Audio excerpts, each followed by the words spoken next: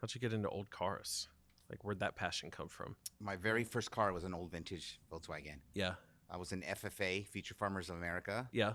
I Like in sold- high school? Yeah, and I sold a steer Okay. my freshman year, and I used the profit to buy my first car, and it was an old Volkswagen, and that was during the '80s, and that's when California created. It was a worldwide trend. It went back to Germany, everywhere in the world, called cow look. And that's where they lowered them, they made them look cool, painted them cool. You know, you saw pink and yellow, and it was just like, it was like after the hippies got all the buses and stuff, the surfers got them and skaters, and it created a look called cow look. Where'd you fit in that crowd? The surfers, the skaters? A little bit of both. I didn't really surf. I skated, but of course I was all into we kind of dressed that way. I kind of went through, I was an 80s boy for sure, but I was a little bit punk rock too. So, I was a little mixed though, because some of my punk friends would make fun of me because I liked the Smiths and Depeche Mode and The Cure. And they said that was girl music, So, but I was like, I'm an 80. I was part of the 80s. I didn't realize it would have been, it turned out to be one of the most influential years, or just for style and the type of music. Yeah. But out of that scene, I grew up with the cow look VW scene, and I just fell in love with the air-cooled VWs, very simple. What's your favorite color vehicle from that time? Oh, gosh, I've had so many. I've had baby blue. I've had seafoam green. I've had red. I've had probably, 20 different ones. Wow. I own 3 right now. I got a 1964 bus. Okay. I have this 1952 split window Beetle, which is big time. Do you care if I go look at it when we're done? No, not at all. It's beautiful. Creeping by your car. The value on them is crazy. You can't find these. Really? These never got to America. 3 years ago, I ended up finding one. How much is original in it? Well, most of it. I mean, I redid it. So we got the same material from Germany and did the inside.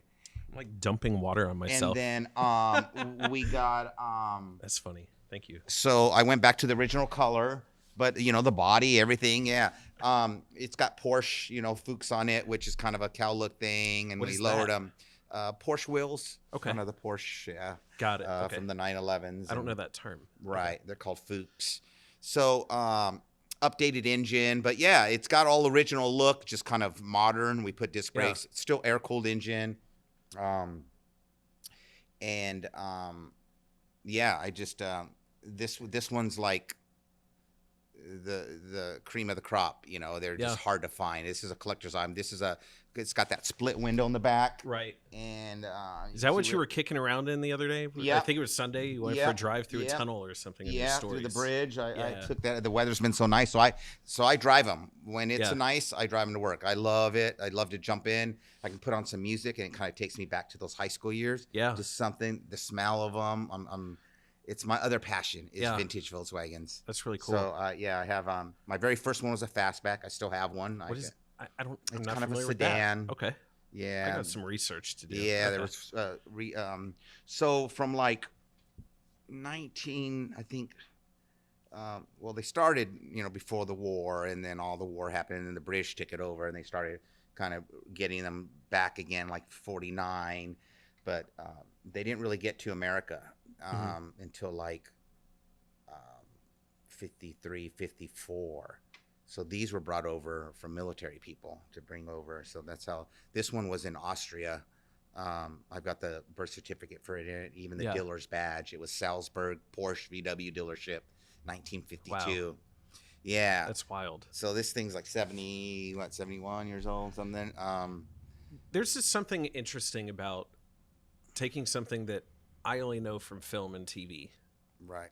And bringing it to real life and being able to actually touch and see and sit in a vehicle, kind of transport you back, Yeah. Because I'll never know what that was like. I was born in '87, but I'm 3 years old. Yeah, that was my senior year. So. I graduated in '87. Really? Yeah. Nice. Are you from San Diego? I know you went to culinary school. I went to school there, and that's where I met a Kentucky girl. But I was born in Torrance, kind of LA County, and grew up near Huntington Beach and all that area.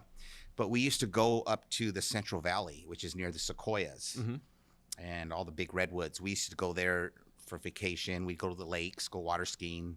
Wow. We were into dirt bikes, motocross. So we'd go out to these different areas, and my family fell in love with that area. So we moved when I was 12.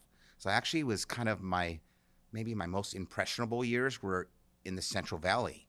Okay. So I got into FFA. That's how I got into that. Future Farmers America. I was like, okay. And I thought about egg science. It was actually ironic that I became a chef because my first introduction to food was really through the farms. You hear farm to table and all this stuff, which is, I think, overused term. Mm-hmm. But I really was kind of part of that. It just happened. I was surrounded by orange groves and olive groves. I grew up in the country, out in the nearest neighbor was a mile away. So we had land, horses. Do you miss that? I do. At the time, I was like, oh, I miss the beach in LA. But I fell in love with it. It was like nature's playground. Wow. And you could just go out. I could go out on a horse or just, when I was a kid, we would put on army gear and everything and just take hikes and go to the rivers and the old mines and stuff in Central Valley. So it was adventure. Yeah. But even though I was there, I still was always kind of SoCal kind of guy, I always liked the 80s music and kind of the mod and punk. But some people trip out on this, but I developed an ear for country music too, being out there. So, because I was in the Central Valley, Bakersfield, and I was going to ask you, who's big at the time when you're listening? But like country? Yeah. Randy Travis, Dwight Yoakam. What year-ish? What period is this? 80s, 84, 85 is kind of like all through my high school years. Yeah. Yeah, I think it was the Farmer's Daughters, and got to hang out or date. And so a little country song might remind you of one of my old girlfriends or something. But I was more into the skate, surf scene, and that's how we got into our Volkswagens. We lowered them. We were all like my closest friends. We all had them. Yeah. Driving around. A lot of people know us from our high school years. A group of us in our old Volkswagens. So through social media now, old friends are like, oh my gosh, I just remember you. You're still, because I'll do videos and people still see me, and I was like, it takes me right back to those days. You never grew up. And I never grew up. It's my other passion is old VWs, vintage air-cooled VWs. Yeah, it's just something. I just saw something that I think it's Rivian is coming out with. They just put out some renders about sort of vintage model vehicles in a modern twist. Who is this? Rivian. Okay. It's like a oh my gosh, what's Tesla? Okay. I think I just watched a car accident happen. Yep, sure did. Those two SUVs just backed right into each other. That's wild. Oh, out there. Okay, good. It wasn't mine. Yeah, not you. Not you. Sorry, no alarm. But yeah, so like Rivian's an electric vehicle company as well, okay. And they had some renderings of I think some sports model vehicles, and then also some like I know SUVs. VW is working on a new bus. Yeah, I was going to say it seems like everybody is trying to go electric, but also the way that like vintage is coming back in our style as far as clothing and things. Yeah. They're trying to do that same thing with vehicles. Yeah. And I think that would be really cool to I definitely have an eye for there's a lot of newer cars that won't hold the value, or they're just not built the same. So it was like, you didn't know that at the time, but I even like old Chevy trucks I like, and I like older Porsches. We got into the Volkswagens because they were cheap, and to buy back then. They're not cheap anymore. Which is crazy to think about. But they became cool, so it's like they were cheap, easy to work on, but they became like really part of the 80s, kind of blew them up as this new look.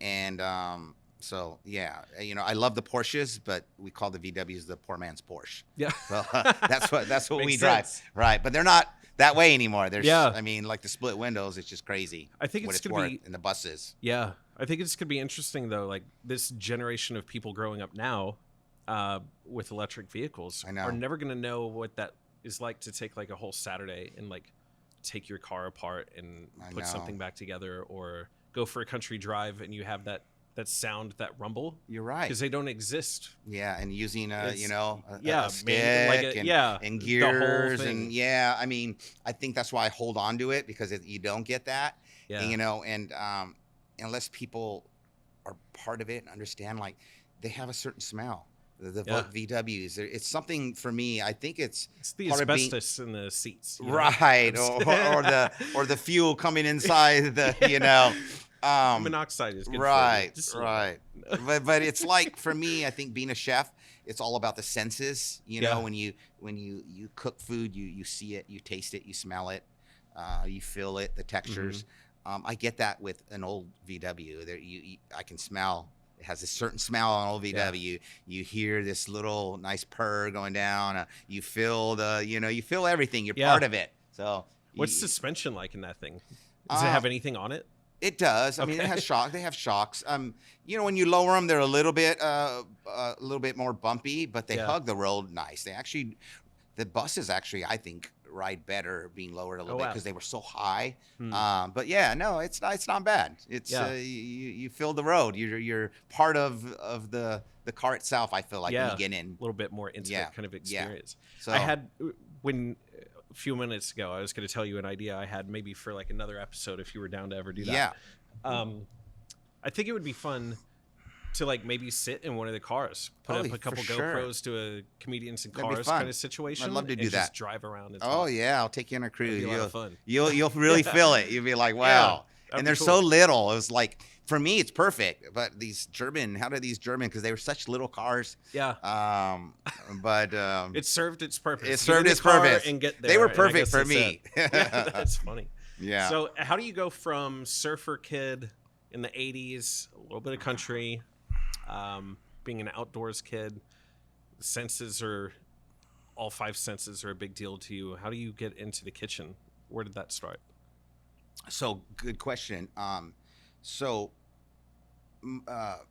When I first moved to that area, so I was 12, 13, my uncle and grandfather opened a restaurant. They moved as well. We all kind of found, some of the family followed. And so I grew up kind of around it. We had my uncle had a restaurant called Lamas, my last name with a TY in the end of it. Okay.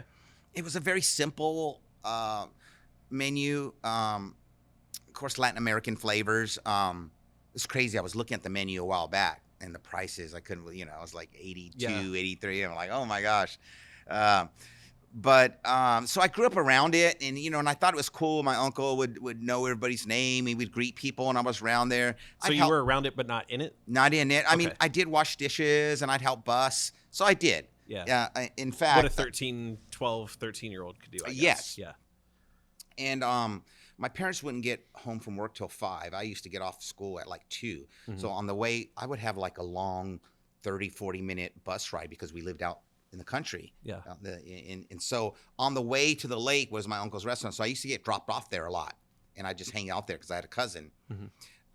So I kind of was around it and just accidentally just started to, use a knife a little bit.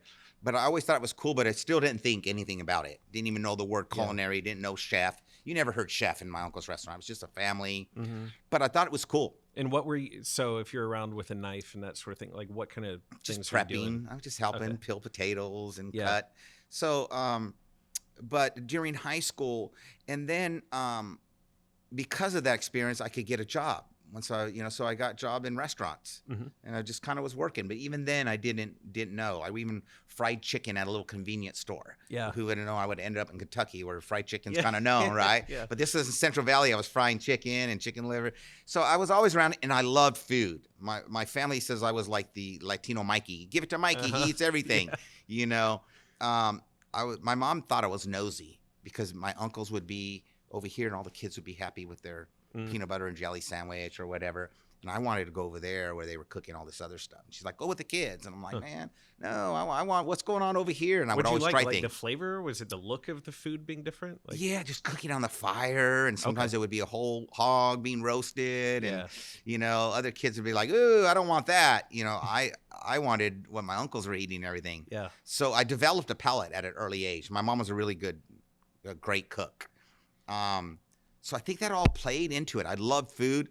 And then, so at first it was like a trade for me. It was a job. Yeah. And it wasn't until I moved to San Diego after I graduated from high school. I was trying to find myself. I ended up going to San Diego. I had an aunt that lived there, and she says, come on down, stay with us, and, go to school here, see what you want to do. Yeah. And so it was there. I ended up getting a job at Lowe's Coronado Bay Resort. I was part of the opening team. I was hired like 3 months before. And so I kind of got to see it all come together. And the great thing about working at a resort is I got to move around, whether it was gamage, whether it was banquets, whether it was breakfast. I used to run the pool grill. So I kind of got to see it all. And I knew then that I wanted to be in the fine dining, or, you know, like creating in the dinner restaurant. That's really smart to put yourself in a position to go and learn and see what do I like, what don't I like. I was doing pastries. Really cool. So I met my chef mentor, Jeff Tunks. I consider him my mentor. He said, you know, I was just young and we didn't have money, and so I couldn't afford culinary school. But he said, hey, they do an apprenticeship program at SeaWorld. They had a restaurant at SeaWorld, and they closed that restaurant and turned it into a culinary apprenticeship program. So he told me about that. So I joined that. And with doing that, I would have to go to school Monday, Wednesdays, and Fridays. But I had to work so many hours in different areas. So it was perfect. I worked in this resort. I'm going to school, and I moved around. Yeah. And so it was a great way to, because it helps me now because I do parties. We do weddings, you know, all that experience, even though I've been a restaurant chef, played a big part in what I do. So that's where it started. And then it was trying to get up to the fine dining restaurant. I was very young, and chef would say, you know, just be patient, blah, blah. And I kept wanting to go up there. They had all the culinary kids up there, and it was one from France and one from Italy, and I'd go up there. And so I talked him into letting me go in off the clock just to watch. So after I clock out, I worked the pool grill. I'd go up to the Azura Point restaurant, which became like the best Southern California restaurant, all kinds of awards. And I remember how cool that was, you know, how proud. I'd show my mom, look at Jeff Tunks in the newspaper, not knowing that maybe someday I'd be there, you know. Yeah. But that's really where it started. So he showed me the creative side. That's when it was like art for me. It went from a trade to art, and then I was hooked. Yeah, that turned me on, and this, you know, I've always been kind of a creative person. I like music. I played the drums a little bit. I like to draw, but creating flavors is how I found what I wanted to do, and that's how it happened. Are you a pretty visual person? I am. I am. Yeah. See, I can't do that. We actually both played percussion. That's how we met. So it's funny, the three of us. Wow. Yeah. But like, yeah, that sensory thing of like holding sticks and playing with your hands and that sort of thing, that's powerful and resonates well with me. But the visual component of sitting down and making a piece of art, or to sit down and think, okay, I want to present my food this way, I could never do that. Right. Yeah, I do. I even like creating an ambiance. You know, I had a big part in creating the restaurant. Like I can visualize. I've always been that way, and it's that creative part of me. You know, it was just something came natural. Drawing, creating the look of my Volkswagens, the color schemes. That I enjoy that for sure. Do you the pull whole art field? Do you pull it out of thin air, or are you influenced by certain things? Some of it, but sometimes I might see something, or you know. But I do. I kind of have a visual in my mind. Yeah. Sometimes I'll visualize what I want in the look.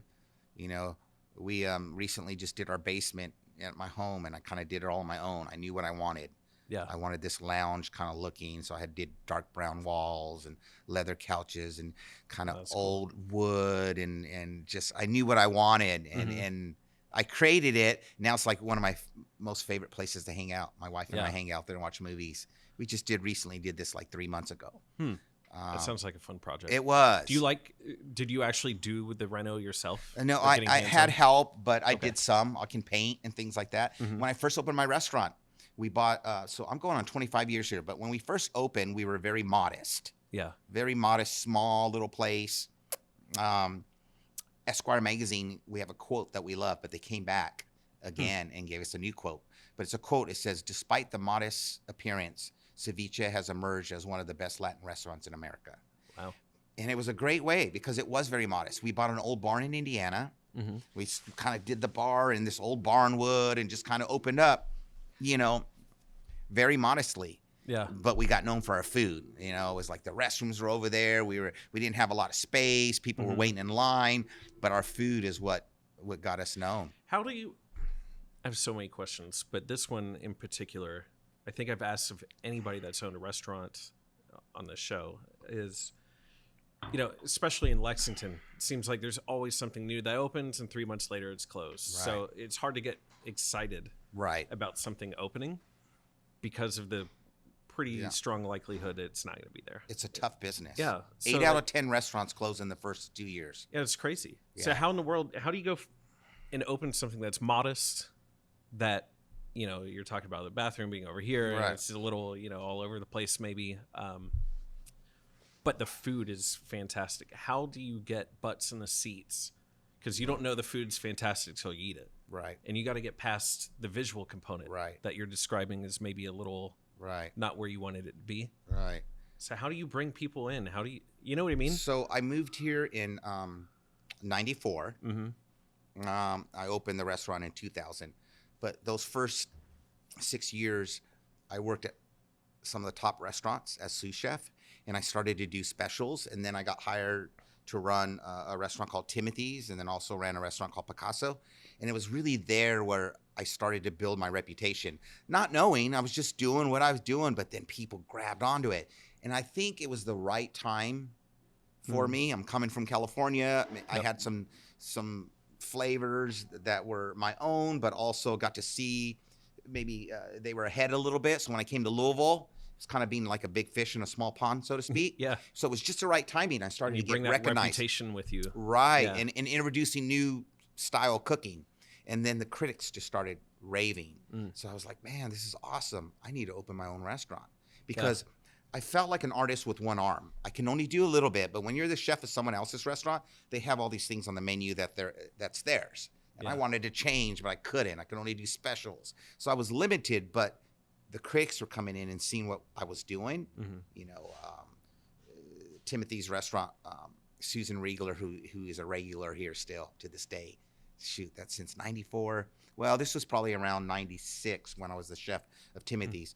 But she said, Chef Anthony Lamas's arrival is the most significant move in the restaurant's evolution. That's a pretty big statement when this restaurant had been there 20, 30 years. Boom. It was just the timing. I took over the menu. Shane and Charlie Zanitas gave me freedom. So I started to create. And it was kind of where I built my reputation and built my name. So I knew people were coming in. Like once the review came out, boom, the restaurants would get packed. Yeah. Boom, boom, boom. It was exciting. So they were following. So the day I opened my doors, we were on a 2-hour wait. That's wild. For half a year, almost every weekend we were on 2-hour waits. The power of brand. I know. And so it was just, I was able to introduce what I do. These flavors were new. Now there's a lot of restaurants that have similar flavors and things like that. But at the time I was the only one. I really kind of brought these. What were the flavors? California, tropical, Latin American, South American. Nobody really knew ceviche. Nobody knew empanadas. Nobody knew chimichurri. Yeah. Skirt steak. It just wasn't here. I had to source all these things. So we were really the first to introduce a lot of these flavors. I mean, in fact, we were. There was a Spanish restaurant at one time, was more Spain. You had some Asian, but there was nothing like us. Yeah. And it was just me.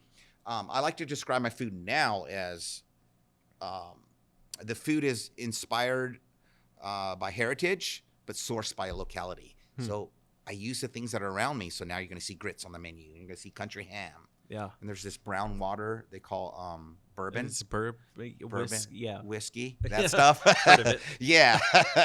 So, incorporating some of those flavors, but it was a natural marriage. Southern ingredients and Latin ingredients share a lot. Yeah. They love their greens. They love their peas and their beans.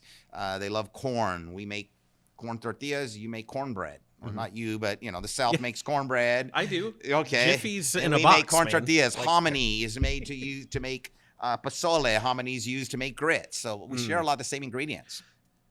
Yeah, well, you talk about natural marriage. Yeah. Well, you talk about bringing new flavors here and that exciting the culinary scene, but now those things are in a lot of places, and we have a lot more access to those flavors. So how as a chef, how do you keep things exciting and new and try to bring something new to a world that's a lot more connected and informed? Yeah, you're right. 20 years ago, Americans weren't quite there. It was all about the French and the Italians coming here and opening restaurants. Then Americans started to really kind of showcase bringing back small farmers. I love it. You can go to any town now, they have the farmers markets. We got away from that for a while. So Americans have evolved. More people are into food more than ever. Maybe it was TV stuff and Food Network, and people are seeing things. And they are more in touch with ingredients. You know, people are growing their own tomatoes and chili peppers. Yeah. So I think that, you know, that's been a good thing and kind of a bad thing. And I'll say why. Okay. The good thing is that people are more into going out to dining and wanting to try new things. And they're glamorizing what we do. The bad thing is so much exposure on TV that these younger people are coming in saying, I'm going to be a chef. They just don't really know. So they glamorize it. It's a tough business. Just like being a content creator, right? They think you just have a camera, you turn it on, and you go, and now you... It's a lot of work. I have 3 boys. I've steered them away from the business. I want them to find themselves. And then my oldest kind of spent some time and wanted to, and he even went to go work for Morimoto in California and Thomas Keller and some places that I wanted to do. But he realized on his own, because I kept telling him, he's like, Dad, I feel like you're not surprised. Like, if you want to do it, I'll take you under my wing. But this is a tough, and he found out on his own. Yeah. So now he's on the other side. It's a tough business. A lot of people are going to culinary school because they see all this stuff on TV, you know, and they want to call chefs rock stars. We're not. It's the people that grow the ingredients. You know, yes, we're artists and we do things, but it's a tough job. So, what's tough in today's environment? Well, so it's getting a little bit better. The industry is getting better. You know, it years ago you hear about people talking about the culture and the screaming, the military, and the drinking afterwards and things. It is tough in that way, but it's different. You know, I was guilty of raising my voice, you know, 10 years ago, and how you treat people, because I was raised that way. It's this military, like, get it in, you know, and you hear and very much just as the culture. This is what we do in this world. It's in just this a industry. Tough environment, 80 hours a week. People are not going to do that anymore. So it's not that way. Some of the younger ones, they don't realize, but I like it. I like that the change, and it's more respectful. I mean, I never threw plates at servers or was derogatory, but was I demanding and raised my voice? Sure. You learn to manage better. I actually, this June will be 10 years for me without drinking. I finally came to a point in my career. I saw that it was a way to wind down. And I had a great ride, and my wife drinks, and I don't have any problem with it. For me, though, I just had to put down the drink because I knew I could be better without it. Got it. And so it's made me a better chef. It's made me more focused. It's made me a better manager. I'm better with people. So, yeah, it's tough because it's hard to survive, to open your own business. Like I said, so many restaurants opening up and closing. The hours, the pressure, because here's the thing, everybody can come in here and cook. If there's something wrong, whether it's the restroom or something, it's my name. Yeah. That's how I take it personal. Like, you know, those restrooms are spotless because I grew up with my mom and 3 sisters.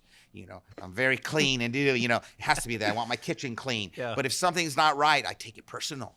You know, something's overcooked or something like that. It's hard. Every day it's all about something. It's Seviche, but whose name is it? So there's a lot of pressure. Yeah. You know, to be responsible. I'm responsible for a lot for people's. You're the guy at the top. Right. That totally makes sense. Yeah. So I hold myself accountable, and I put a lot of pressure on myself. So in that way, it's tough. Do you think besides the quality of the food that you're putting out, that really does play a role, an important role in the reputation of the restaurant? What is that? Even making the restroom as clean as possible. Yeah. That kind of meticulous thing. I'm OCD, and cleanliness is really big for me. I always say, if you see beautiful, clean restrooms, you know that there's a clean kitchen. Yeah. You know? So every part of it, the ambiance, the music has to be a part of me. You're going to hear The Cure playing. Yeah. You might hear The Police playing. That's cool. You might hear Depeche Mode playing. You know, I want my personality all through this restaurant, and that's what I wanted. I wanted wood beams. I kind of wanted that look of things you would see, the colors, you know. So it's part of me. So how do you balance bringing you to something and maybe making assumptions about what people would want from a restaurant? Right. You know, I've always done it. It's like I'm a big part of it at all. I don't, you know, I'm the chef, but it's the whole package. Yeah. The outside and what, you know, the way the plants look. I don't know. I've always, you know, been that way. I like to kind of be part of it, and I've just done it that way, and the feedback has been great. Yeah. We're going on 25 years. So we're doing something Speaks right. For itself, right? Right. Like, so at this point, I'm like, you know, why change? I mean, yes, we change things. There's still things on my menu that I can't because people would go crazy. What it's about now is, at my age and going on 25 years, is staying relevant and pushing forward. We got to stay current. So I'm always, you know, seeing what's going on and trying new things. But that's part of being creative. That kind of gets my creative mind going, is creating new flavors, new textures. You were always learning. I travel and I might see something, but it's staying current, staying relevant, and staying fresh, you know, always giving fresh ideas. The thing for me, I know you've been on television quite a bunch, and it's like when I watch something like a Food Network show and I hear somebody talking about, you know, presenting to the judges, you know, their story behind this dish that they created and why they put these flavors in here. Right. But the list of ingredients are very familiar to me. Right. So it's like, how, I guess maybe like you said, it's art. It's taking the same pastels that we've seen, you know, in this thing, and actually recreating just what we could put on the canvas. Yeah. But that, for me, that's the disconnect for me, and why I could never do what you do, because I can really enjoy the food, but to put that art together and think, you know, I'm going to replace this with that. There's this trend, like I don't you know, have not that going to control. culinary school, it was just something, I think it was my childhood. I think it was my mom always giving me things to try and open up my palate, because I don't have, people ask me, and I was like, I don't have an answer. It just comes naturally. Thank God. It was God-given. You know, I don't follow recipes. I have lots of cookbooks. I just wanted them.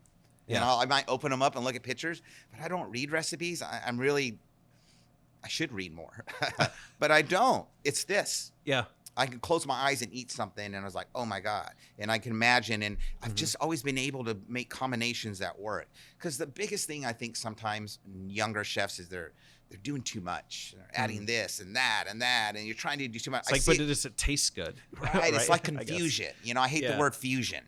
To me, that's confusion. It's like, let the ingredients speak for themselves. Add your maybe flavor profiles, but too many of mixing and this. I don't want to see, you know, kimchi moved, you know, mixed into grits. You know, that just to me doesn't make sense. Yeah.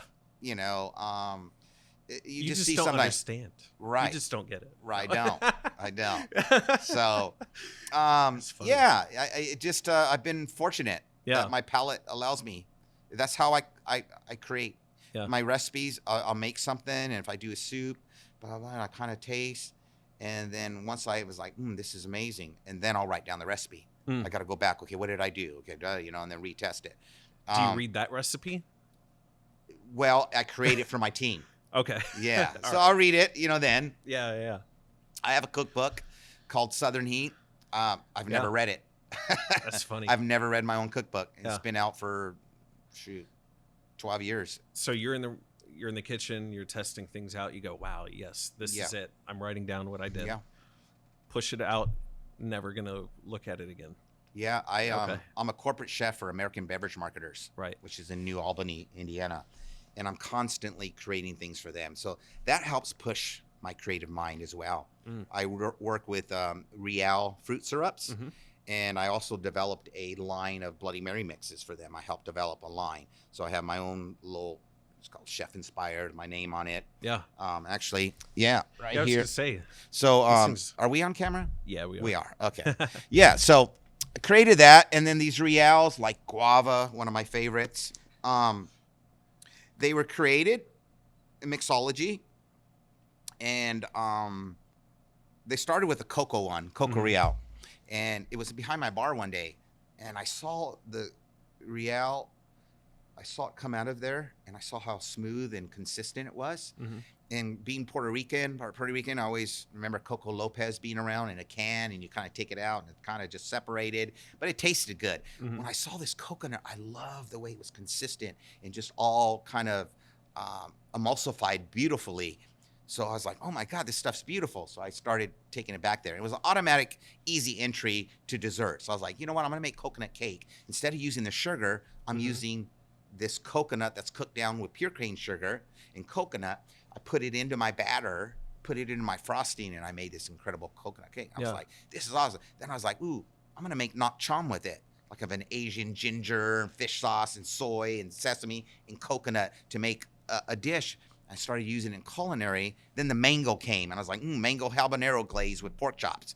Yeah. So they saw I was using it, and then they approached me, brought me on the team, and now I create culinary recipes for them. So what a natural evolution of that relationship. A natural evolution. It was very, very, I love it. I do a lot with them. We make a lot of YouTube, but I also do a lot of demos there. I'll go, in fact, we're building a kitchen right now. Oh, cool. So I can start doing a full-on demo. Should be done next year sometime. Yeah. And whenever you first started using it, whenever you first saw it, were you thinking, okay, this is a cheat code, so I don't have to go through the BS of mixing these things together? Was it a health component? What was it that really drew you in? Well, so I saw that the coconut, I was like, I couldn't make a coconut glaze as good as this. And so I used it as an ingredient. I knew it was pure cane sugar and coconut. So when I saw this, it's like, oh my goodness, this is so great. It's kind of like using sweet chili sauce or using ketchup. I saw it as that. Like, I can make this mango syrup and cook it down, but the way they were doing this, and what I loved about it, once I got to go to see it made and how their food scientist goes to California to get all the strawberries and tomatoes, goes to India to get the mangoes, goes to the Northwest to get the berries. She's traveling all over the world, so they're looking for the finest growing regions, and I couldn't compare. I was like, I can make this time consuming. Right after COVID and everything, it was like labor cost. It was a no-brainer. Yeah. And so it's such a beautiful thing, like this guava. You just don't know. There's nowhere that's making a guava. And for me to cook down and try to do this guava and to get it this consistent every time, they have these big cooking vessels that they're able to do it. So I found that this was a great ingredient. I just kind of added my flavors to it, you know. What do you say to anybody that might think that that's cheating and that sort of thing? Like, how do you approach that? I think some chefs could think that, but I was like, make a better one and then show me over and over. Right. Yeah. And that's what got it, was like, okay, so as I said, I use it as an ingredient, and I saw that it works beautifully. You know, the pumpkin one during pumpkin season, and it just, I could not do it better myself. So it was kind of like ketchup. Everybody started making their own ketchup. I'm going to make my own house-made ketchup. And I would have it, and I'm like, you know what? I think Heinz does it better. You should just use Heinz. Let them do what they do, right? They've been around forever. Imagine Tabasco. That. You know, you might add Tabasco. A lot of people use Tabasco in Caesar dressing. It's kind of one ingredient you'll see. There's certain things you can't just mess with. Yeah. If they do it right, I don't mind using it. Yeah. I add my flavors. I can make my own sweet chili sauce, Thai sweet chili. But you know what? They have it. Boom. Use it. Add my things. And a lot of chefs do that. Yeah. You know? Yeah. Do you want to talk about some of these? Yeah. The Bloody Mary mix? So we did a michelada. This is the michelada one, which is big in California. A lot of people made them with clamato. You'll see that on the West Coast. What is that? It's beer. Okay. And this clamato, which had a little bit of clam juice and tomato juice and lime. They mix it with a beer, squeeze it with a lime, a little salt rim, and it's this refreshing drink called a michelada. So we wanted to create one. So with the Bloody Marys, like the loaded, this loaded one, this here is probably my favorite. This has celery juice. It has cucumber juice, lemon and lime, horseradish, very garden fresh. It's like gazpacho in a jar. So California tomatoes, just amazing, really beautiful flavors. Yeah. I was really proud that we did this because we went to California and New York and we did blind tastings. and we won every single one. Wow. Over so many. It was incredible. Like we couldn't have planned that better. Like blind tasting, you taste it, and they picked loaded, and then they picked the 5 pepper. We did it in California, and the sales reps that work with the company, they were a little like, oh my God, I can't believe he's doing this. It was my first time going to California, and it's like, oh, let's do a blind tasting. The guy wanted to, and they were all nervous, like, oh my gosh, and I wasn't really thinking about it, right? Because there was like 10 different ones. Yeah, and you put the reputation on the line at that point, right? We put the reputation on the line. So it was kind of like afterwards, I was like, oh my gosh, can't believe I did that. Yeah. How many people in your position as a chef are going into the product world? I mean, I think there are some people, if you believe in it, like I said, these are all from the farm, the best growing regions. I see how clean the place is. I see what they're doing. They're bringing in this product. They're cooking it down to make these syrups. And it was like, people I see it. But at my age, I kind of enjoy doing this now. Yeah.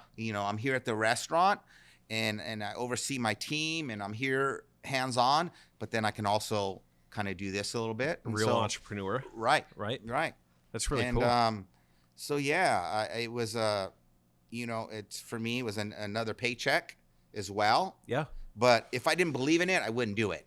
If it was refined sugar and it wasn't these great ingredients, I'm putting my reputation on the line too. Well, and I think it's important too that you were using the product before the engagement and the relationship started. I saw that coconut and, and it's just that it's so, I mean, they're just done right. Yeah. It's kind of like what I want to do in my kitchen. They do that. They're sourcing the right ingredients. They're using pure cane sugar and, being natural and Yeah. I want to go back to what was the restaurant in the 90s that you were in? Tom, it starts with T. Oh, here when I made my when you were Timothy's sorry. on Broadway. I the wrong thing. I'm not familiar with that name. You're right. Okay. When you're there and you're not in charge, yes, but you are supposed to be in command of the flavors of somebody else and to be consistent, but also working against your own natural palate and interest for what that could be. Right. How do you do that? It's How do you tough. take somebody else's palate and go, you know what? I would do this to it, but I guess this is what we're doing. Right. It was tough. I did bump heads a lot. And that's why I said I felt like an artist with one arm. Yeah. I can only do so much. I wanted to use both arms and let me, I thought I can make certain things better. And I did. Eventually, there were a few things. But you have signatures and they've done it for years. And I'm like, oh my gosh, you can do this so much better. It's a tough thing. Yeah. And you're fighting yourself. And then when you don't, I think a lot of chefs are becoming owners as well or partners because there's so much passion. It's your name. For me, it was like I wanted to pull my hair out sometimes because, I'm trying to control these guys to do things the right way. And, I'm the chef, but the owners are over here. And the owners are allowing them to maybe, oh, that's okay. It was hard. It was a very tough thing to be an artist and be controlled. And so I needed my own playground. I needed my own, I wanted to create my own art and not have anybody. And, I have business partners here, but they are so business savvy. They're smart and great with numbers, but they know what I do and they allow me to do my thing. Everybody plays their role and respects that. So, yeah. How does collaboration come into something like working in a kitchen with other people, but it's your palate, it's your reputation? Is there such thing as allowing other people to walk in the kitchen with an idea and say, hey, I'm seeing this trend, but like hand that idea over to you so that you can kind of put your twist on it? Great question. It just seems like such a top-down industry. So I'm curious how we it is tough. So a lot of my guys have been with me years. Yeah. 10 years, 12 years. Some are 5, some are 3, I got a couple that have been here the whole time, even 20 years, or more. They learn from me and they see my style. And if it fits in my flavor profile and things, then I'll be like, oh yeah, we can do that. So I allow them to be part, but I'm always kind of finalizing You're the it. filter. Yeah, even with a pastry chef. I have a pastry chef, but like I'll come up with ideas. He's doing the science of making it and doing this, but I still kind of create like I want to see this visually. I want to create it. I want to. So I still do. I'm a hands-on kind of guy. Yeah, I'm there. But the thing is too is I think I've earned the respect because I'm there. I'm cleaning. I get down on my knees and I sweep. You got to lead by example, and that's for the whole restaurant. Like I want my bar clean. I get back here and sometimes I'm wiping. So I think that's something that I've always been able to do. Yeah, is that's just part of me. And some people like, even if I got new dishwashers or whatever, they'll be like, "Oh, I got that chef," and want to take the broom out of my hand. No, I got this culture that you've right. So that brings me to Bar Rescue, and you watch this show that's been on forever. It seems like, and every time John goes somewhere, it's like. It feels like watching the same episode over and over. It's for me, I'm like, I could almost predict some of the issues. Right. I'm like, how in the world? I know. You got a resource like a show like this and others that exist. Right. You got other restaurants in town that you could maybe go and lean on for mentorship or just friendship to kind of understand how to fix your problems. Right.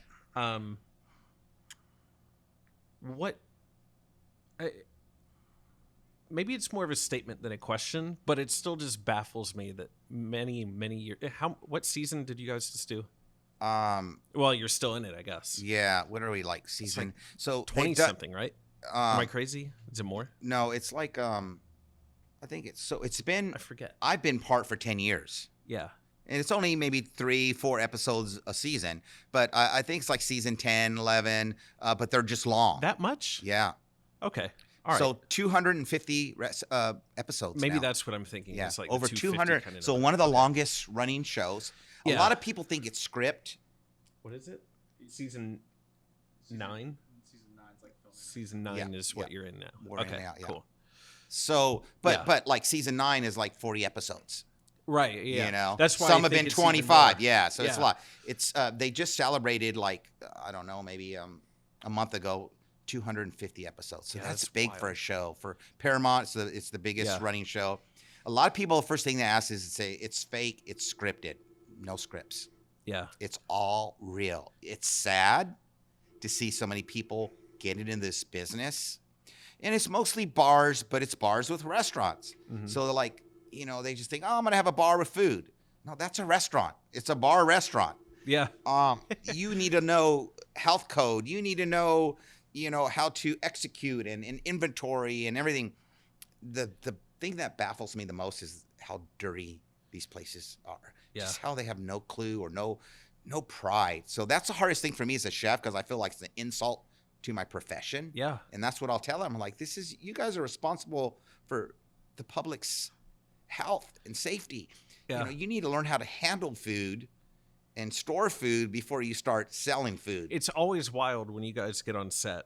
You're in a place that you walked into 4 seconds ago, and you are more upset about the conditions around you than the people that frequent there or work there or own the place. That's what's wild is they don't see it. No, it's not fake. It's just so many people go into this business thinking it's cool. They see it glamorized on TV, and then they get in and realize, oh my gosh, how much work it is, because it is. It's about sanitation. It's about management. It's about numbers. It's about creating something unique.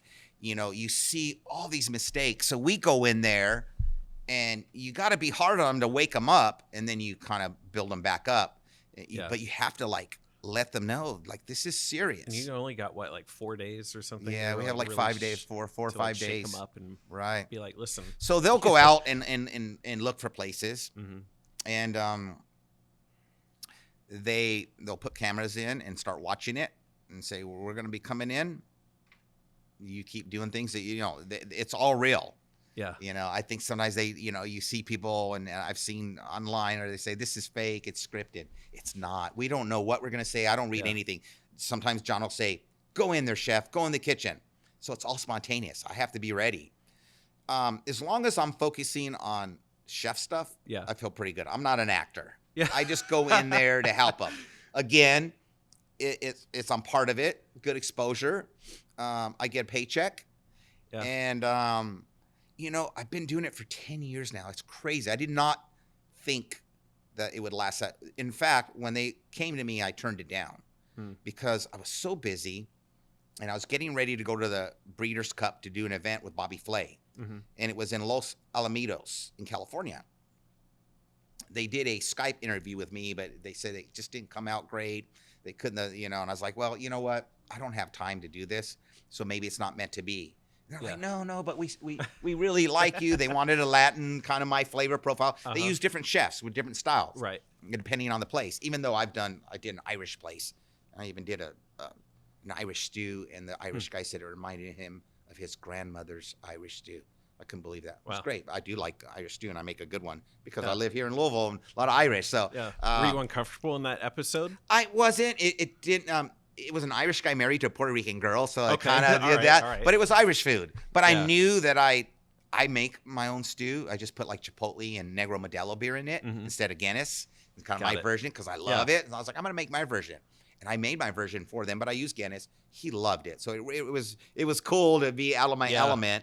But usually, they kind of use you in your flavor profiles. But I was like, I'm just too busy. I said, I'm getting ready to fly out early in the morning to Breeders' Cup. And they're like, you're coming here to California? And I go, yeah. And they go, we'll meet you at your hotel. And I was like, who is this show? And I'm like, how did you find me? Yeah. And you know how it happened was 10 years ago, a big article came out on the best Latin chefs of America. And it was all these big time names, and my name was thrown in there. There's like 12 of us. I was Jose Andre, Douglas Rodriguez, all these amazing chefs, and there was me. I was really flattered. And so they said that when they looked up, they put in best Latin chefs, and boom, my name came up, and they saw all these big time, and I think they were just looking for, not someone famous, and that's how they Googled, and my name came up as best Latin chefs in America, and was it one of those like they could sense that you're on the brink of really breaking out? Right. Okay. They kind of wanted, they didn't want someone that had their own show already or something, something and so to overshadow. So I was like, what is this show, bar? And they're like, no, but we do food. And then so I did it, and 30 episodes later, here I am. I've done 30 episodes now. Huh. What's an audition even look like on Skype for a food show? Right. I've done a lot of them that way. When I was on Beat Bobby Flay twice, and I also was on a show called Extreme Chef that I won on Food Network. So I've done some Food Network. It all started with Skype.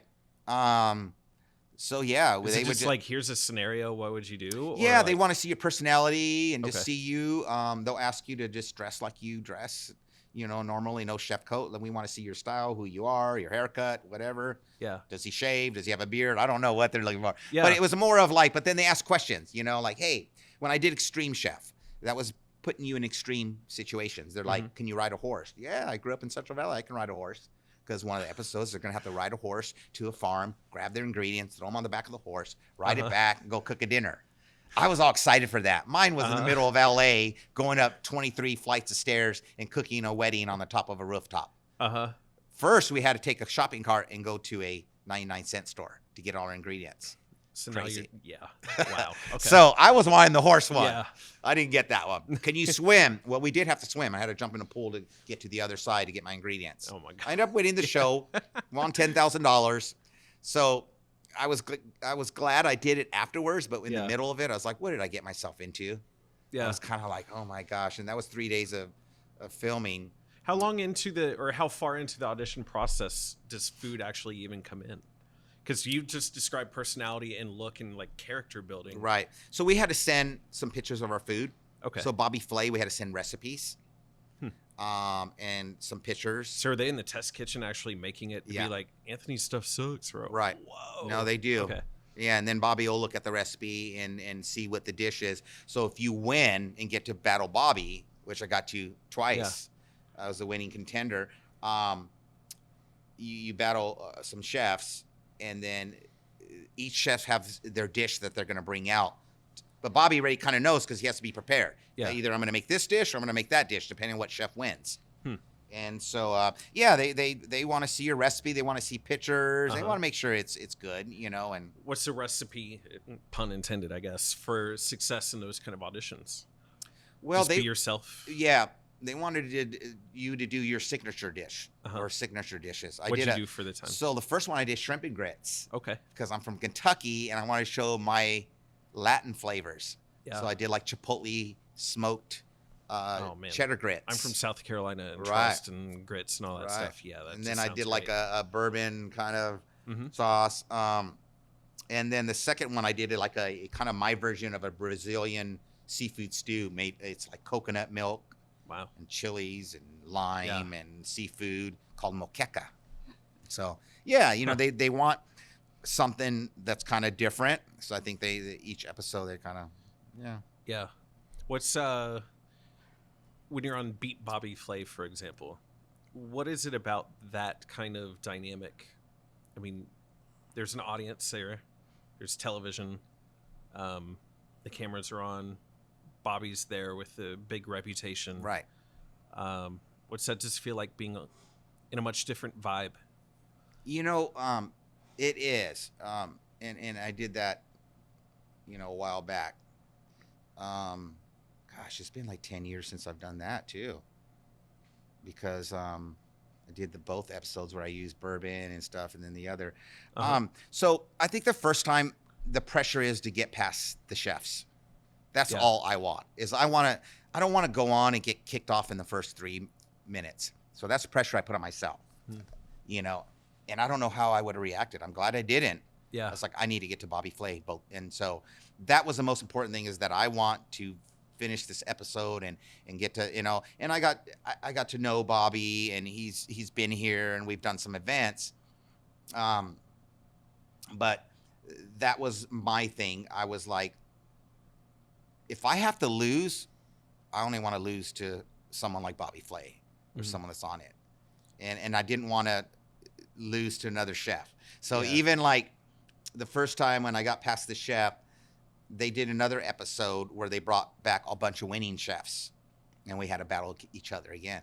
So I did the same thing. But this is the second time I was even more focused. Like, okay, I had this confidence, and maybe it was overconfidence, but I'm gonna get back to Bobby Flay. Yeah. And I just went in focused. So I just kind of go in. I think that's why TV's not really something that is for me, even though I do a few.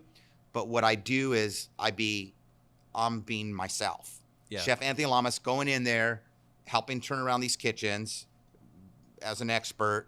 He says, bring you in. If I focus on that, that's really going to, because I can't read a script. It's not me. Yeah. So I just go in there. I was focusing, even though I was filmed, it was just not, it was like being in the rush. It's like, boom, boom, I'm in the middle of it. Yeah. I'm cooking, and that's where I feel most comfortable. Yeah.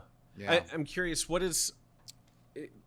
you were talking earlier on the beginning of the reputation or relationship with Bar Rescue, and you didn't want to do it at first because you're so busy.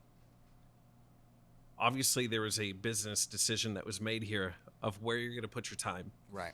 So why television? What has that done for you as a chef and maybe just overall personal brand? And I think, like I said earlier, it's been good and bad. It gives the wrong message sometimes for younger chefs because they see it glamorized and think it's all about just being in cool aprons and looking all nice. And now they're getting sleeves of tattoos and the image of it.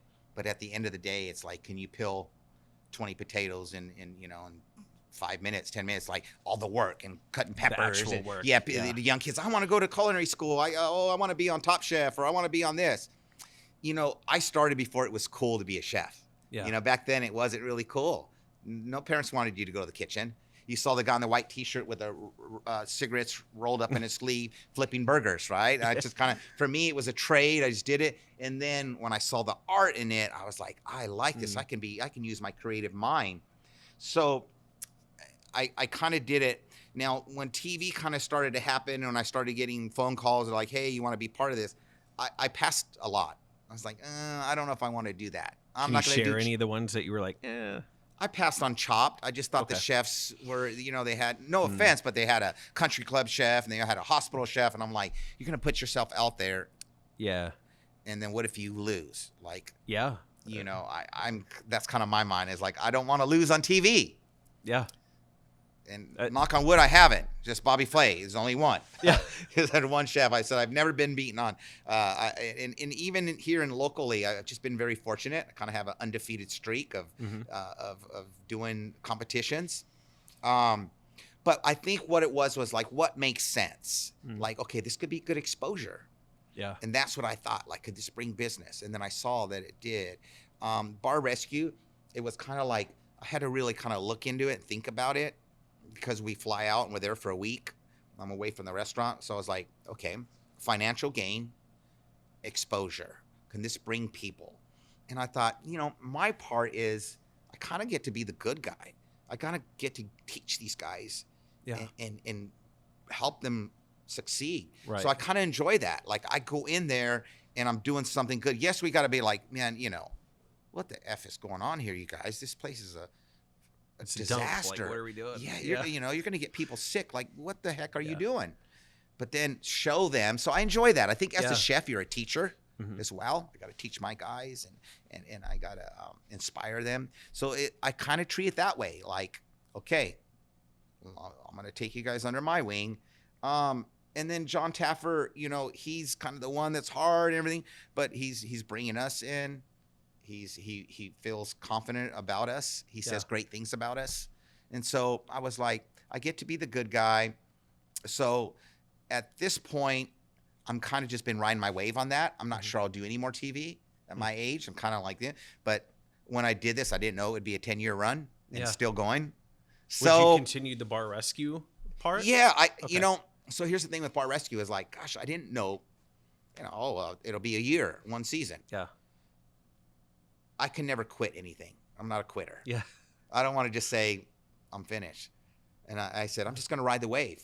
I didn't know it'd be 10 years. Yeah, I'm still saying it. Yeah. So I'm like, you know what? Ride it. Yeah. Ride the wave while it comes. It brings in people. People will be like, oh, I saw it. We were coming to Louisville. I saw you on there. So it brings really people in. If it brings 1 or 2 people a month, hey, cool. It's working. Yeah. So I think that's my main focus on that is the exposure, and I get to be kind of a guy that helps someone. I like being able to be a good guy and help them and turn it around and inspire them a little bit. Because I'll leave a little bit of Anthony Lamas with them on my food. Do you take that personally whenever you go back and you look and you see, that place closed after 6 months? Or... I don't take it personal like that, but I do take it personally while I'm there. Okay. And I take them and I'm giving them encouragement, inspiring them, teaching them how to do things right. Yeah. And there's so many of them that still reach out and say, thank you, chef. Even that little short week with them, it's crazy how you can inspire someone. And I love that. Those are probably what feels the best when I get an email and they say, chef, I've never been inspired. You took me under your, now I want to be a chef. There's some young cooks that have reached out and said, I've decided to go to culinary school because my time I spent, I was like, man, you know what? You can make that impact in just a week. It's pretty cool. Yeah, that is really cool. Yeah. Well, I think I said very briefly in a DM to you that this, in my company, Branded 78, that does like video production and stuff, literally started because of John Taffer being on the Gary V show or Ask Gary V show. Oh, and wow. I forget what year that was, but it's like maybe 2016, 2015. They started doing these live interviews. Amazing. And it was like John was sitting in Gary's office in New York, I think. And I was sitting in Starbucks in Lexington and started hearing the name Lexington, Kentucky being said. I wasn't really listening, but then when I heard that, I was. Turned out it was a guy named Chandler Lyles that had a barbecue joint in Lexington. He was calling to ask for advice on, how to market. And John goes through this whole thing about a red napkin on a table. And at this point, anybody that knows Gary Vaynerchuk and that sort of ecosystem, it's a pretty well-known, like famous episode. That was the most value-packed piece of content I've ever seen. It was 5 minutes of John going and walking him through fast casual and how do you get people to come back in. And anyway, I immediately went and DM'd that guy that was on the episode and we met up, became friends. I started helping him do some work.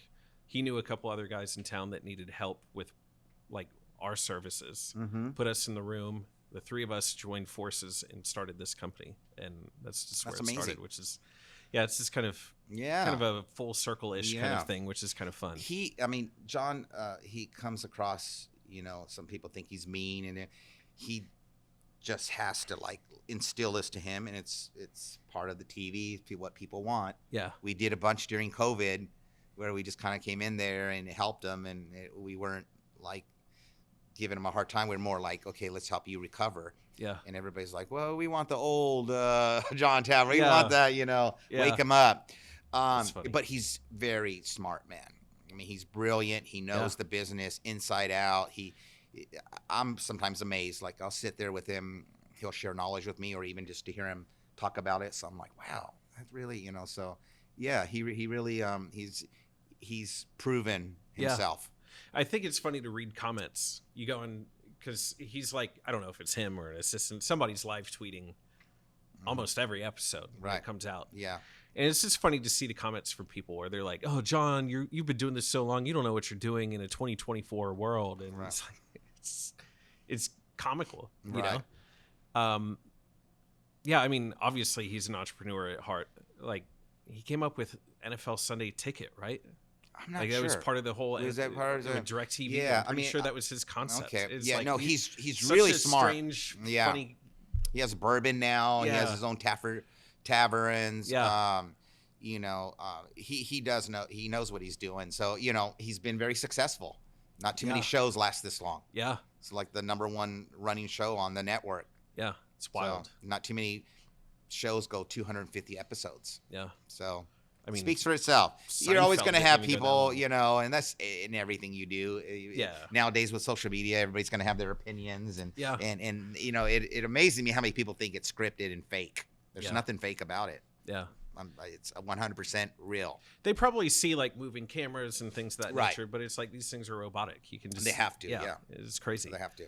So maybe a strange question would be like, we're talking about art as food and big flavors, different flavors. What's the most basic thing? It's 2:30 in the morning, you can't sleep, you're starving, you walk to the fridge and you're like, you know what, nobody's looking at me, I'm about to make this food and eat this. What's something like weird or something off the wall that maybe you're into? I don't know about weird. I so growing up, milk, lactose, I just wasn't able to, so I never had lactose intolerant. Yes. Okay. And just milk, I never liked milk, and it just made my stomach upset. So I didn't have cereal a lot. I think I'm making up for all those years, because late at night people are like, you're a chef, you have all this food, you get home, I wind down, take a shower, and it's 2 a.m, and I go and grab some. You got Lucky Charms or something? Right, we got Lucky Charms, Fruit Loops. My favorites are Captain Crunch and Cinnamon Toast Crunch with almond milk, but it's almond milk that changed the game. Yeah. All of a sudden, almond milk, and I was like, so I'm making up for those years. So usually a bowl of cereal, and even to this day, like when I was a young, poor teenager, and we were a couple of my friends and I got a place together, they're all saying that's ironic that you're a chef. We knew it, because I would always cook, but we used to get top ramen for like 10 cents a package. I'd scramble an egg, chop up a hot dog, sear it, throw in some chili and garlic, cook the ramen, throw it in there, toss it. My friends were like, oh my God, this is so good. So to this day, I still do a top ramen or something late at night. Open one up, boil it, and just eat my noodles. Yeah. I still add a little lime in there and some chili and a little butter. But yeah, I'm still guilty of eating these packaged top ramen. That's really funny. Yeah. So what are you doing outside of here? That's not food. It's not old cars. I mean, you talked about surfing and the outdoors. Used to be important. Are they still important to you? Yeah, no, for sure. My next move is I want to get like 1.5 acres, 2 acres. Okay. First of all, I want to build a detached garage, like around complex, Louisville. Yeah, maybe somewhere a little more country, maybe Pee Wee Valley or Oldham County, or maybe J-Town. Not sure yet. My youngest son is 15, and so we're gonna finish his high school, and then we're gonna move. Yeah. So we kind of I want to either build a detached or buy something that has one, and then we can remodel. But I want to create this indoor garage that has lifts for my cars, but I also want it to be an entertaining. I want to have a kitchen in there, my outdoor grill and patio. So it's going to be like a I don't know what they call them, barndominium almost, but garage. So it's like my home with the regular garage, and then so it's a this little complex. Jay Leno's garage, guys, big bite sort of. There you go. Together. It's going to be Anthony Lamas' garage. Have you ever, you talked about YouTube and making content in television and food. I mean, have you ever thought about actually like doing your own thing and trying to monetize in that direction? Does that scare you? Is it just like it's not worth my time? Yeah, so busy. Yeah, I do stuff with the American Beverage Marketers where we do content for the Real fruit syrups. So I do a lot with them. But between my restaurant and then I just enjoy being a dad. You know, I have my boys and wife. So, you know, if I'm at home, you know, usually Sundays is a good day to do family day. I still, at least once a week, we sit down at the table. More than that, but usually at least once a week, we sit down together as a family. And I just recently got like a pizza stone and things, and with my grill. And so we've been making like our own homemade pizza doughs and doing, you know, build your own pizza. We always kind of do dinner together. That's big for me. And then just jumping in maybe the bus, my VW bus, and heading off to a little 2-hour cruise through the country of beautiful Kentucky, or maybe it's out to the pumpkin patch. What is that? In Indiana, Huber's Farm. Okay. You might take a ride there and just go. So really, it's my restaurant, but family is probably my biggest focus right now, and probably one of my most. I didn't have a dad growing up, so I take being a dad very seriously. I have 3 boys, so I say I'd rather be known as being a great dad than a great chef. Yeah. But if I can be both, then that's what I'm trying to do. So I have a 6-year-old boy, beautiful, and an 18-month-old girl. Love it. So what advice do you have between where they're at today and where your kids are? Yeah. Enjoy the moment, because it does. You hear that? It goes by so fast. My youngest is 15. Yeah. And I still want to hold on to that little boy. How old's the oldest? So I have a 27-year-old, a 21-year-old, and a 15-year-old. Yeah. So hold on to them, because things change quickly. They do. You know, and you look back, I think that I missed out on a little bit of time with my 2 older ones, because I was here all the time. I try to leave by 7:30, 8 now. At this point in my career, I said, I need to, I think you really, when I put down the drink too, because it'd be easy to come out of the kitchen around 8 and start seeing the guests, sit down, have a glass of wine with them, wind down. Next thing you know, it's 12, 1 in the morning, 2 in the morning, get home, they're asleep, wake up, they're going to school. I wouldn't see them for 2 to 3 days. Yeah. So it's important for me now to be able to see them in the morning, to see them at night. You know, I value that time together, you know.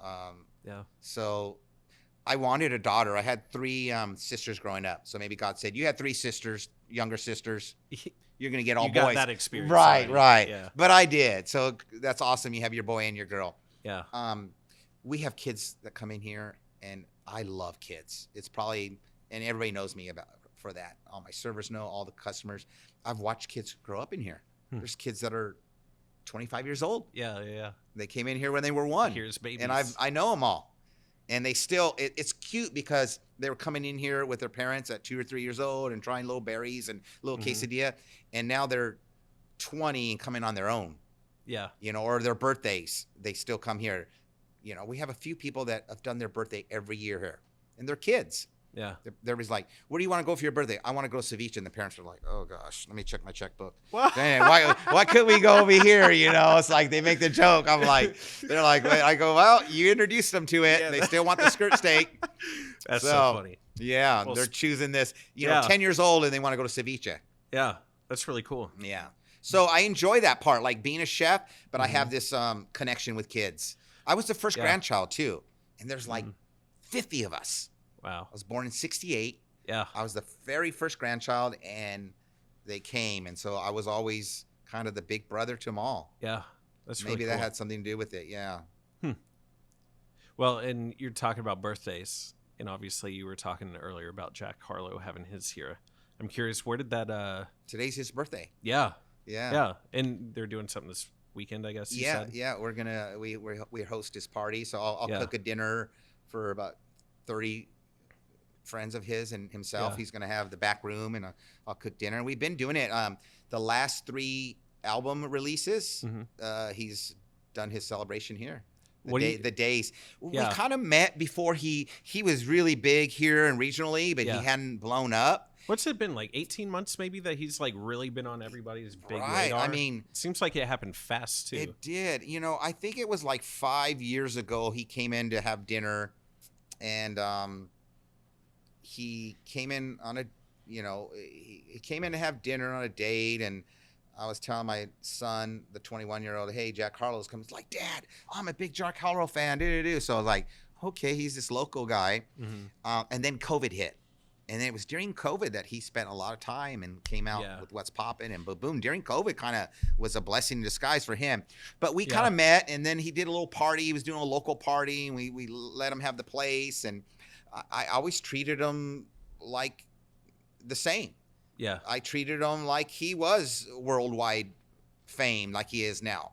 But even back then, I was like, oh, you know, my son's a big fan. Good to have you. And, you know, these younger guy coming in, and it's been awesome to see him, watch him grow, and to get to know his family. His mom and dad are regulars here. His grandparents come in, and I've done, you know, his grandparents' 50th anniversary. I've done a lot of special dinners for them. So he's kind of like family now. So whenever, you know, we get the call and say, hey, he wants to celebrate, you know, he chooses us. That's really cool. You know, I take the great pride in that. So. Yeah, I was going to say, I mean, somebody with that sort of income level and things they got a lot of choices, and they choose you. They sure and do. They continue to choose you. That's a great way of putting cool. it. They have a lot of choices, and I'll never take that for granted that he chooses to spend special days with us. I take a lot of pride in that, and always make him and his crew feel at home. You know, I always say mi casa es su casa. So we I love that, you know, and he's given us some shout outs, you know, and you know, so when he says we're one of his favorite places, you know, we're proud of that. That's really cool, though. I mean, how do you balance, you know, you're in the culinary world, I guess maybe you could call it you have some celebrity because of television and things of that nature. How do you balance respecting somebody as just a person that's trying to have a birthday, but also, I would imagine as a celebrity, they still kind of want to feel special and elevated, you know? How do you do that without being a total fanboy? You know what I mean? Yeah. I mean, I have become a fan, but I think it's been organic. You know, I just treat them the same from day one. You know, I treat all my guests that way. Yes, we go do special things, and now with his fame, we got to do it kind of private, and sometimes he might have to come in through the back door if we're, you know, there's a full restaurant. It's changed a little bit, you know, but yeah, I just try to treat him the same. You know, to me, this is like an extension of me or my home, and so when people come in here, I want them to feel like they're walking into my home. Which I think is really cool, because you're talking about like a 1-year-old coming in here, maybe trying a quesadilla, all the way to Jack Harlow. Right. And I go to the 1-year-old, and hey, how are you doing? Or the 5 or 6-year-old, and I see them, and hey, look at you guys, you're having the salmon. You know, seeing a 6-year-old eating an entree of salmon, I was like, that's amazing. I love to see this. You know, they're like, oh, they love food. I was like, the same way with my boys. Yeah. You know. Well, and the compliment that the 6-year-old is eating it. Yeah. I mean, my 6-year-old is very picky at the moment. Right. He used to eat everything. I mean, probably a classic story. Right. Eat everything because they don't know any different. And then they start to have an opinion. Mm-hmm. Yeah. So it's approachable, but still adventurous and new. Right. Yeah. Yeah. So we just try to make everyone feel comfortable and at home. And I think that's what Jack does like, is that he knows he can just be comfortable here. He knows the servers now, and he knows the manager, and he feels comfortable, and he can be back there. He knows he has that room, and we're just going to respect his privacy. And also, you know, he's a fan of the food, most importantly. I think it was Dave Chappelle. I'm trying to think who was in the interview. It was Dave Chappelle and somebody else. And they were just talking about what the room is like when you start getting to A-list celebrity status, and just how everybody's trying to get at you. They want your time.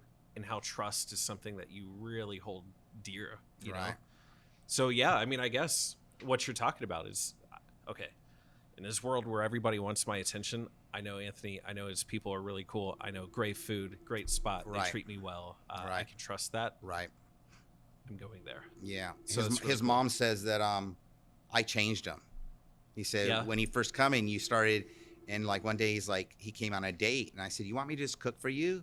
And he's like, "Sure, yeah, cook for me."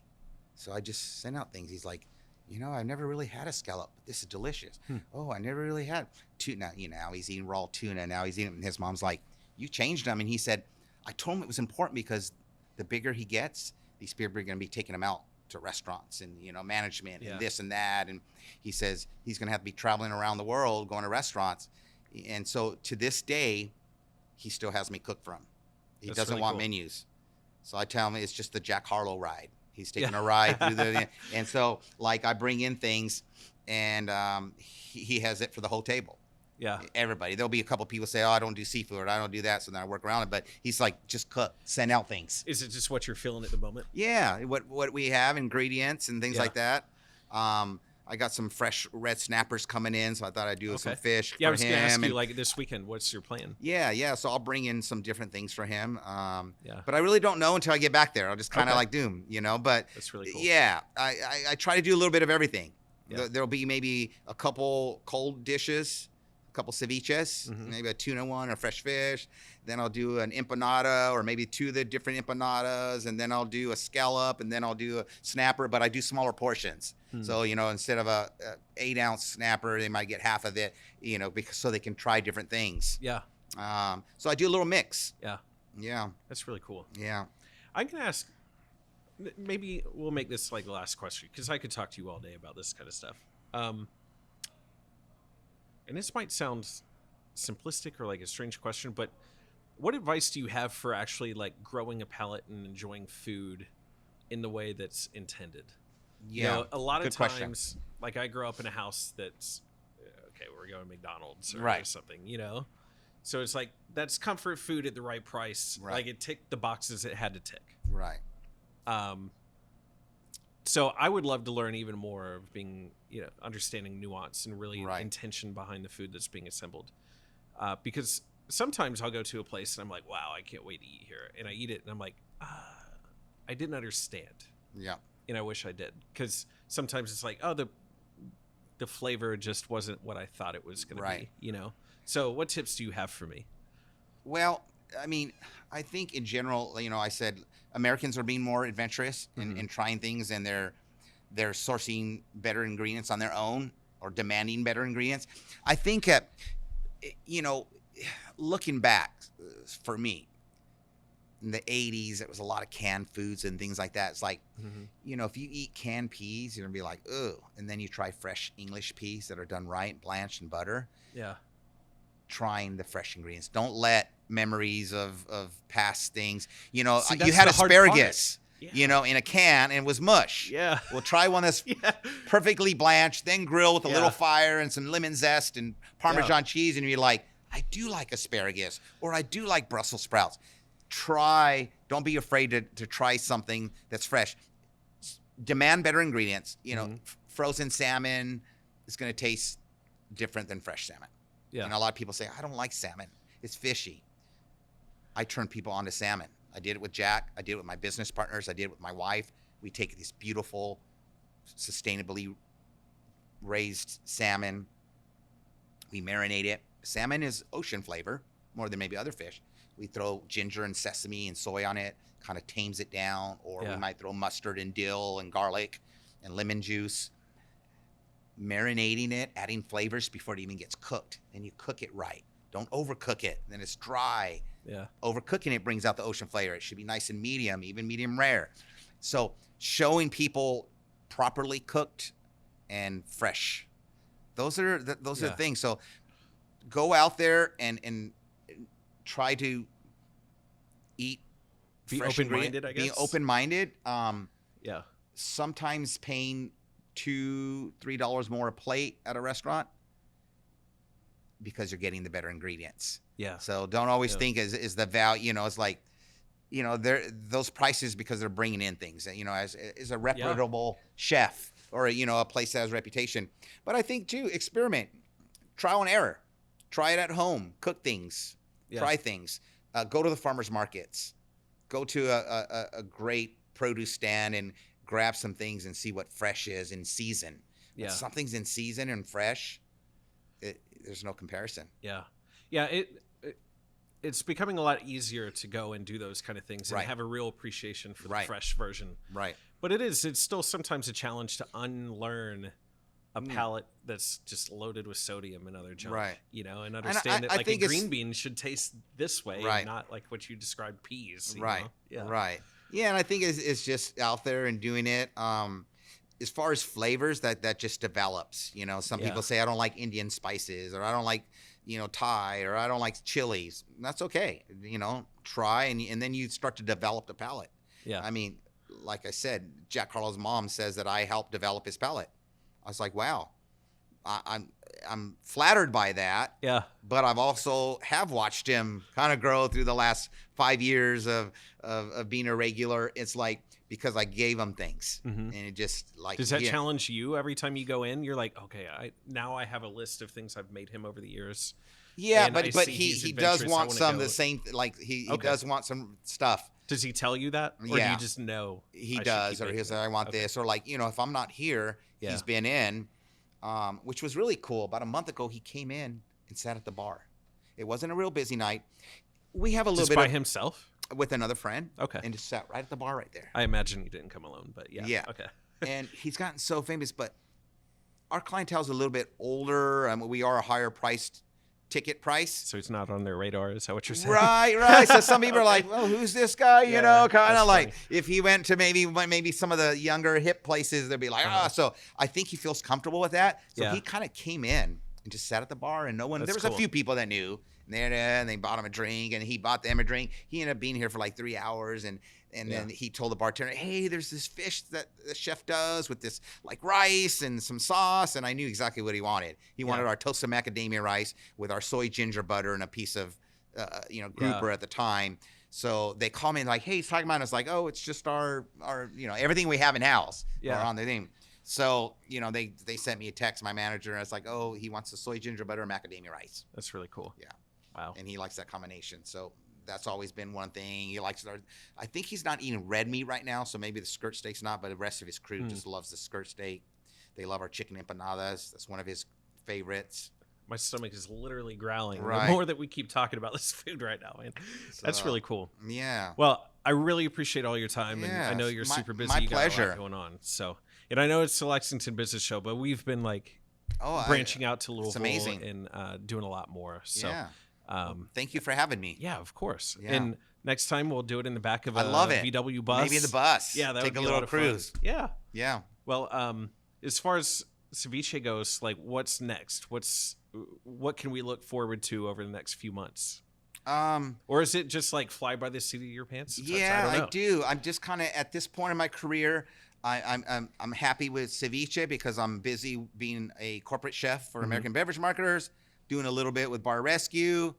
And then I do little, I work with some music festivals. Danny Wimmer presents DWP. I do his super VIP area where we do all the hors d'oeuvres. And I'm doing 3 of those a year. And those are really big. Yeah. I do 1 in Daytona, 2 here in Louisville. And so I'm busy. I'm content with that. And maybe as the years go on, I'm going to slow down a little bit. Yeah. But right now, I'm just kind of riding the wave, I like to say. Yeah. Well, I look forward to the next time when we can catch up and see where you're at then. Yeah, sounds great. Yeah, thank you again. Yeah, my pleasure. Hey, thanks so much for listening to the Lexington Business Show. Go right now, rate and review the podcast. It's how we grow and thrive and how we get more listeners and get to do a lot more cool stuff here on the show. Thank you.